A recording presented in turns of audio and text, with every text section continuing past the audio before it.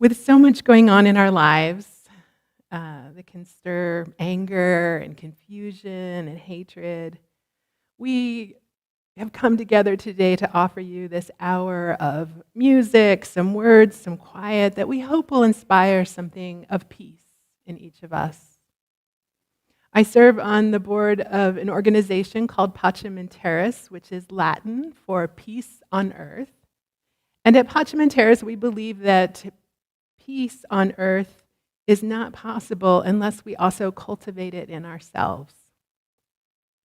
And as part of our work, Pacem in Terris runs an arts program where we invite children and teenagers from all over the state of Delaware to imagine a peaceful world, to imagine what peace means to them, and then to create artwork that illustrates that sense of peace.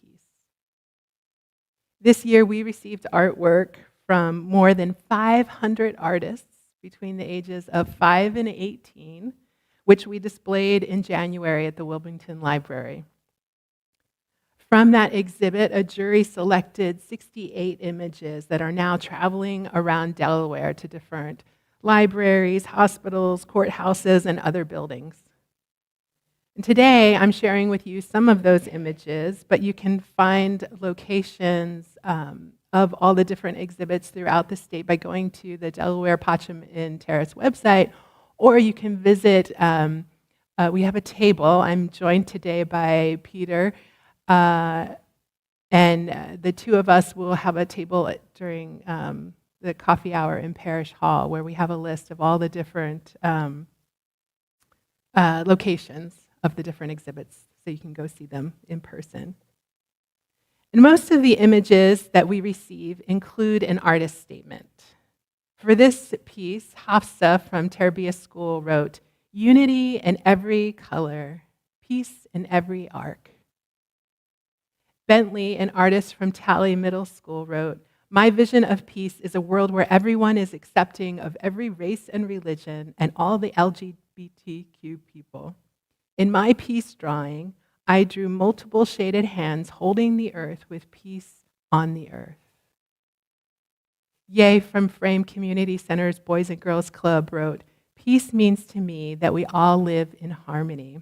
And I don't know if you can see it in this image, but it looks like the artist has drawn people all around the heart, kind of holding hands, all around that big, enormous heart. Imagine it. All of us holding hands, connected by a love that big. Kaylee from Tally Middle School writes, "I drew hands spelling out love and different flags. I did that because it doesn't matter where you are from or what you look like. And that is what I find peaceful." Kaylee's vision of peace is love manifested in and across political landscapes. Imagine it. Diplomacy rooted in love. I hope one day Kaylee runs for office or becomes Secretary of State. By using human hands to conceptualize world peace, these artists remind us that peace is not some big abstract concept that we are sitting around waiting to have happen, but it's simply the daily work of the people. I wonder what one thing each of us could do today to nurture peace in ourselves or others. Caitlin from Tatnall School writes, "In this painting, I chose to represent my vision of a peaceful world through birds.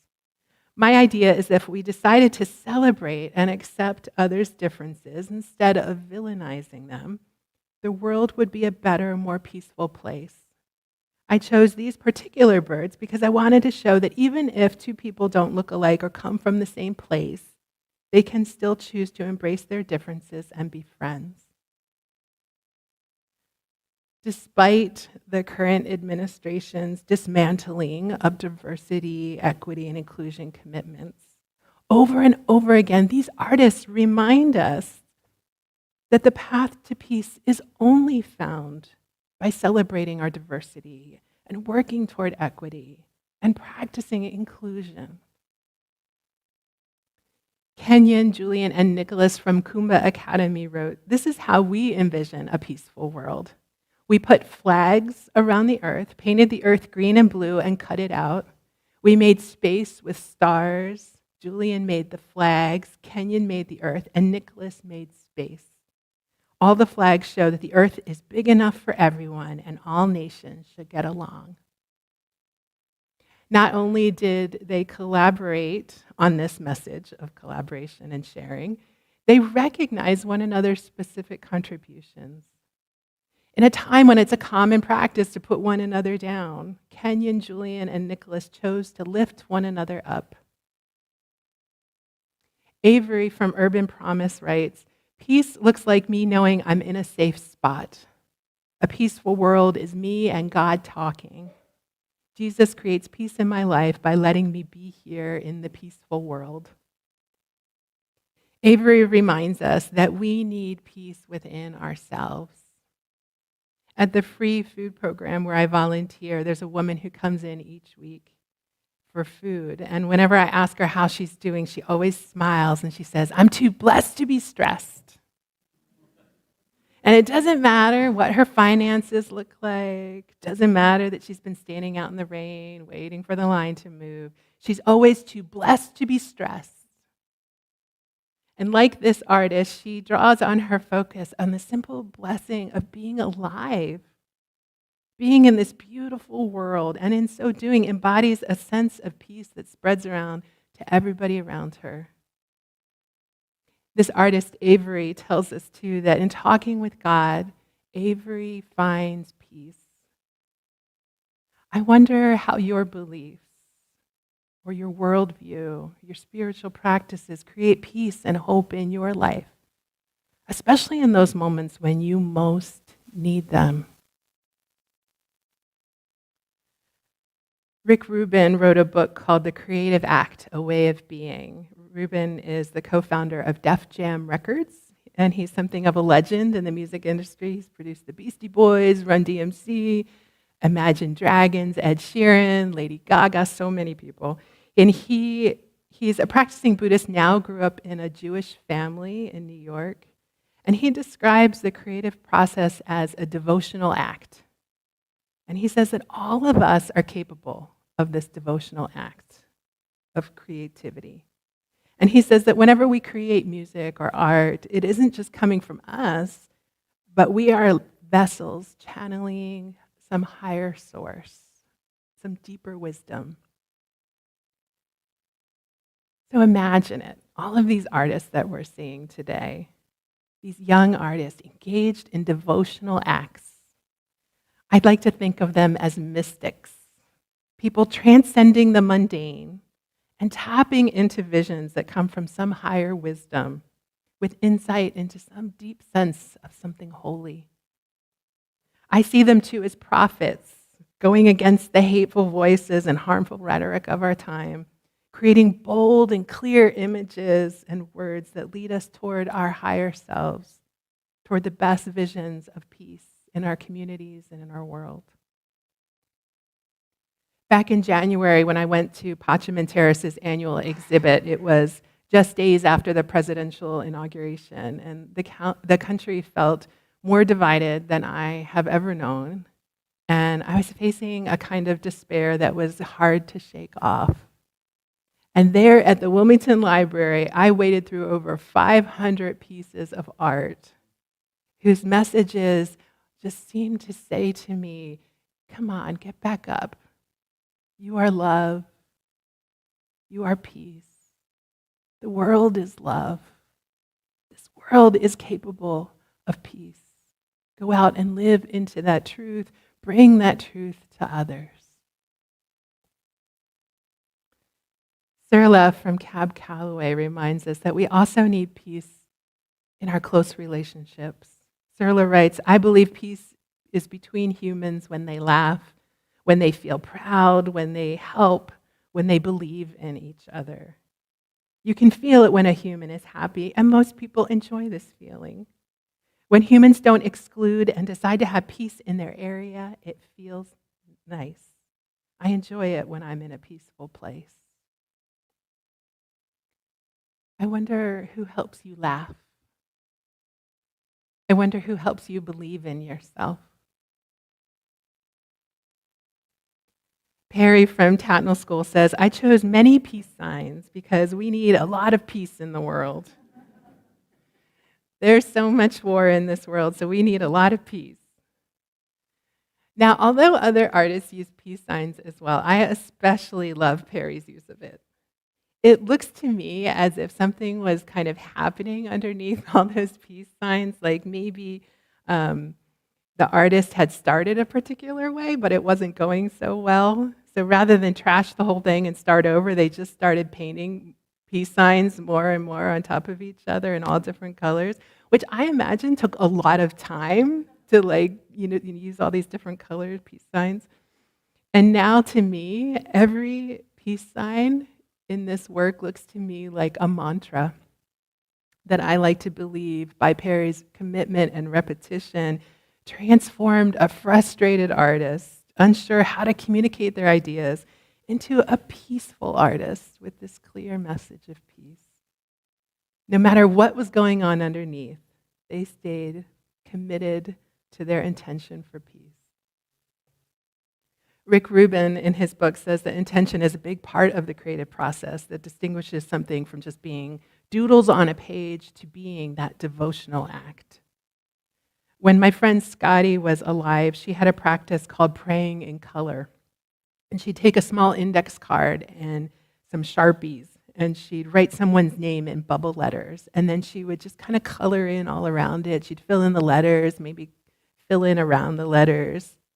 And the whole time that she was doing that, she was holding that person in love. She was harnessing a kind of good energy for them, praying for them. And I always knew when Scotty was praying for me, because a couple of days later, I would get that card in the mail. And what made it so meaningful was that intention that she put into that card. I do believe there was power in those prayers. This image is called Peace Worldwide by Aaliyah from Maple Lane Elementary School. I love that this elementary school-aged artist drew our attention toward the entire world. Peace for everyone and everything on earth, peace for our sun and our moon and all the stars and planets. Aaliyah reminds us that the world cannot smile if we are overburdening it with our lifestyles of greed and excessive use. Our earth cannot smile if people are hungry or unhoused, or abruptly deported for political gain, or if power becomes more important than people. I wonder what we might do to help our planet smile more. Aaliyah, an elementary school student, reminds us too that you don't have to have an art degree or years and years of practice to participate in a devotional act. In fact, Rubin says that a beginner's mind is especially important. He says that as children, we experience less interference between receiving ideas and internalizing them. We accept new information with delight instead of making comparisons to what we already believe. We live in the moment when we're children instead of worrying about future consequences. We're more spontaneous than analytical. We're curious, not jaded. And even the most ordinary experiences in life are met with a sense of awe. With children, deep sadness and intense excitement can come within moments of each other. No facade, no attachment to a story. When we adults come at challenges with worry and judgment and jadedness, we might tell ourselves that any small act to fix the big problems of our time are a waste of time. We might get stuck in our spirals of despair and apathy. But when we embody a kind of a knowing, an innocence, a curiosity, we might just uncover new, innovative ways of overcoming our hardest challenges. I wonder what possibilities are just around the corner.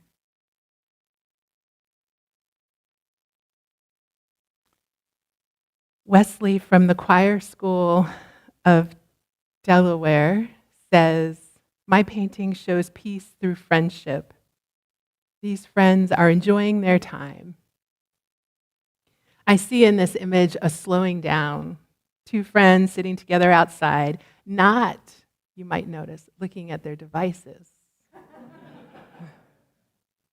but just being present with one another, sitting as if they have all the time in the world. I know I don't do that enough. I get in the habit of just texting or emailing or relying on social media sound bites to connect. Sometimes I'm physically present with someone, but my mind is a million other places. Or I'm constantly distracted by my phone. When we do this, we miss, as Rick Rubin says, the subtleties. We aren't able to take in information in the most faithful way possible, which is to say, we're not bringing our best selves to those conversations. This artist reminds me that I want to bring my best self to more of my interactions with others. Lanaya from Kumbha Academy writes, "What my picture is about is our earth, and all the stuff around it represents the kind of stuff that should happen to make a peaceful world, like love, peace, people being nice and kind. Also, the techniques I used are outlining, then coloring inside the outline." So this artist just breaks it down for us. Look, here's how we get to world peace. Be kind and nice. And here's how I made my artwork. I drew an outline and then I colored it in. I hear an invitation from this artist for all of us to make our own art. It doesn't have to be difficult. Draw an outline and color it in. Rubin says that the devotional act also requires vulnerability. And I'm going to practice a little vulnerability right now, and I'm going to share a piece I made years ago when I took a collage class in seminary. And in this class, there were tables of cutout images all around the outside of the room. And we were invited to walk around these tables and to notice what images caught our attention. And we didn't have to know why. In fact, it would be better if we didn't know why. You just notice what images caught your attention and then bring them back to our workstation. And then we had to sit and listen to the wisdom, or the insight that these images had for us in that moment. And I found this image of a young girl holding a pair of chopsticks to her mouth. And I am multiracial. My dad was Chinese from Hawaii. My mom is European, mostly from Delaware, Philadelphia area. And when I was growing up in North Wilmington back in the 1980s, I didn't often see images of children who looked like me. And back then, North Wilmington wasn't a very welcoming place for racial difference. And I learned to experience shame around my Chinese identity. And years later, in this collage class, I spent a lot of time with this particular image of this young Asian girl holding chopsticks to her mouth. And while I did, I sat with that shame. I chose to cut her out of her background. And then I took another piece that I had brought back to the table, a heavy cardstock. It was a shiny gold cardstock. And without much thinking or planning or conceptualizing, I cut that gold cardstock into a circle and I placed it behind her head, and it became her gold halo, like something Jesus would have, or a saint, or someone holy and important and good. And that devotional act healed 100 hurts in my soul. And just in the making of it, moved me toward peace. I wonder how you would draw peace. I wonder what peace in your heart and mind could look like. What peace in your relationships could look like. What could a peaceful world look like? Thich Nhat Hanh said, peace is present right here and now in ourselves, in everything we do and see. The question is whether or not we are in touch with it. I urge you to follow the lead of our young artists today by getting in touch with this piece that is already available to you. Bring a beginner's mind, patience, vulnerability, 100% focus to your devotional work, that you may, no matter your burdens this day, find something of peace in your mind and your heart. And may all of us, no matter the challenges of this time, bring peace, joy, and happiness to our friends, our family, our neighbors, our communities, and the world. May it be so.